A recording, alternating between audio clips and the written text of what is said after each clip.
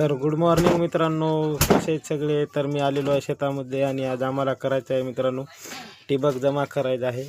आणि हे आमची हळद आणि हे आहे मित्रांनो चाक. तर याच्यावर असं गोल गोल फिरवायचं आणि याला नंतर ही आधुनिक पद्धत मित्रांनो, माहिती नसेल तर बघून घ्या, कधी पण उपयोगाला येईल. याला असं गोल गोल फिरवलं की हे असं जमा होते आणि एका हाताने एक नळी दाबून नळी धरावं लागते आणि त्यानंतर मित्रांनो असं गोल तयार होणार. नंतर त्याला बांधायचं पक्क आणि हे करायचं, नंतर त्याला काढून घ्यायचं. तरी किती छान आहे या अशी स्ट्रिक मित्रांनो, कुठं पाहिली का तुम्ही तर आहे. त्यानंतर हे असं काढून घ्यायचं आणि बाजूला ठेवून द्यायचं आणि नंतर दुसरी नळी घ्यायची. तर ह्या ज्या नळ्या राहिल्या होत्या काय मित्रांनो, त्या मी आलेलो आहे जमा करण्यासाठी. हे आणि हा आहे मित्रांनो आपला ऊस इथपर्यंत.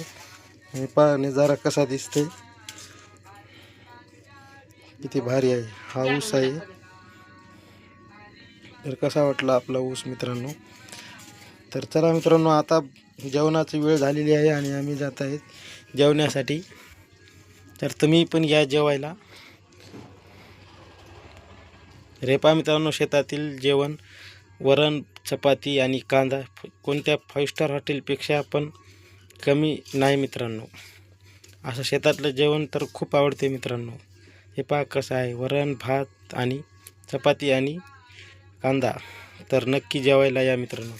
तर त्यानंतर मित्रांनो दुपार झाली आणि मी आलतो गावाकडे पोहायला. तर हे कॅनल आहे मित्रांनो आणि आम्ही आलेलो आहे कॅनलमध्ये पोहायला. तर आता मी उडी मारली, बाबा मारली उडी.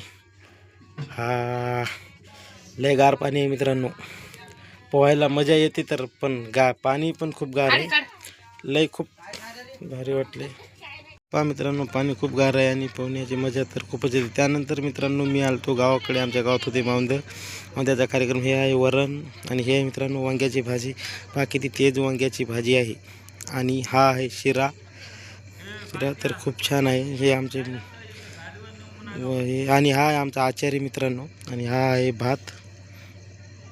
तर नमस्कार मित्रांनो, कसा वाटला आजचा ब्लॉग. मी आता चाललेलो आहे गावाकडे.